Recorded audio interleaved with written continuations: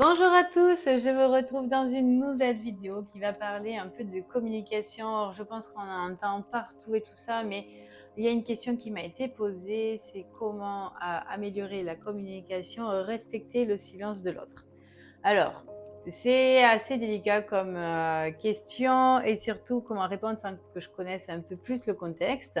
Euh, mais j'en ai déjà parlé au niveau du masculin et du féminin, nous fonctionnons pas pareil. Le masculin aura tendance à s'isoler pour réfléchir, alors que le féminin a besoin de s'exprimer dans les médias parce que ça ne supporte pas de garder pour soi. En fait, ça évacue tellement bien que c'est super top, donc on préfère évacuer plutôt que de garder, que ça tourne en boucle et qu'au final, on ne s'en sorte plus. Alors, comment respecter ce temps de silence? Comment respecter le temps de communication? Ben, c'est faire des efforts un peu de chaque côté. Il y en a certains qui cherchent des relations plus fluides, qui glissent tout seuls, mais s'il n'y a pas des efforts des deux côtés, ça ne peut pas fonctionner. En plus, ce sont des efforts où au final, vous y trouverez ce que vous recherchez. Donc, on va dire que c'est vraiment très, très positif. Alors, pour expliquer un peu les moments de silence, le mieux, c'est que voilà, vous avez besoin de faire un silence, vous avez besoin de vous retrouver avec vous-même.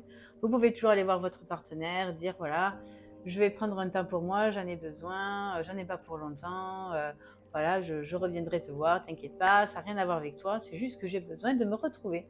Ok, déjà, on rassure le partenaire qui a tendance plus féminin, qui s'inquiète pour tout. Et là, forcément, la personne va se dire, ah ben, s'il prend du temps pour soi, je vais en profiter pour faire des choses que je n'ai pas le temps de faire pour moi. Et donc là, chacun va à ses occupations. Et une fois que le masculin a terminé dans son silence, dans son recueil, peut revenir et dire c'est terminé tout ça. Le féminin peut très bien dire ok, est-ce que tu veux qu'on en parle? Peu importe le sujet, dans un couple, on partage tout. On n'est pas seulement deux amoureux, nous sommes aussi des meilleurs amis, nous sommes des amis, nous sommes des amants. On a plusieurs casquettes. C'est ce qui fait que la relation de couple est totalement différent en fait des autres relations que nous avons dans notre entourage.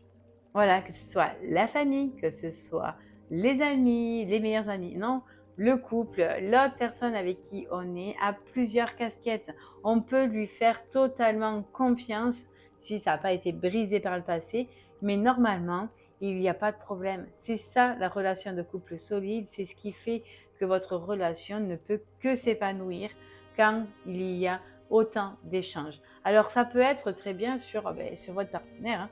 S'il y a quelque chose qui vous tracasse avec votre partenaire, il y a des choses qui ne vont pas, vous pouvez toujours lui exprimer, mais il y a des façons d'agir, il y a des façons de faire, il y a des bonnes bases à avoir pour s'exprimer correctement.